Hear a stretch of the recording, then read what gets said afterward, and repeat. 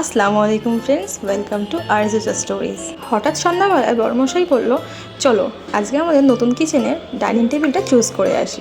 তো যেমন ভাবা তেমন কাজ, বেরিয়ে পড়েছিলাম মধ্যমগ্রামে। এদিকে আমার আরিতুষা গাড়িতে উঠলেই খুব হ্যাপি, ওদের তো মনে হয় মজাই আলাদা। তো চলে আসলাম আমরা ডাইনিং টেবিল চুজ করতে রয়্যাল ওকে। এখানে ঢুকেই চারিদিকে ফার্নিচারের কালেকশানগুলো দেখে মনে হচ্ছে যে শুধু ডাইনিং টেবিল না, আরও কিছু নিয়ে যাই। বাট এসছি যখন ডাইনিং টেবিল চুজ করতে, ওটাই নিতে হবে। তো সবটাই বেশ সুন্দর লাগছিল। আমাদের ডাইনিং এরিয়াটা আসলে একটু ছোট, যার জন্য আমরা 4 সিটার চাইছিলাম।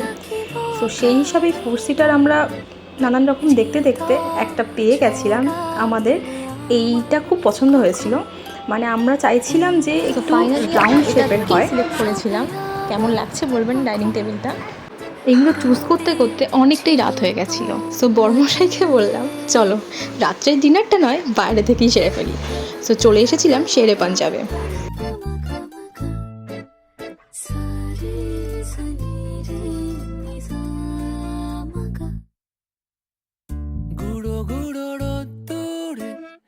ভেজা ভেজা বৃষ্টি, গুবলেট হলো গল্প, কি অদ্ভুত কেমিস্ট্রি।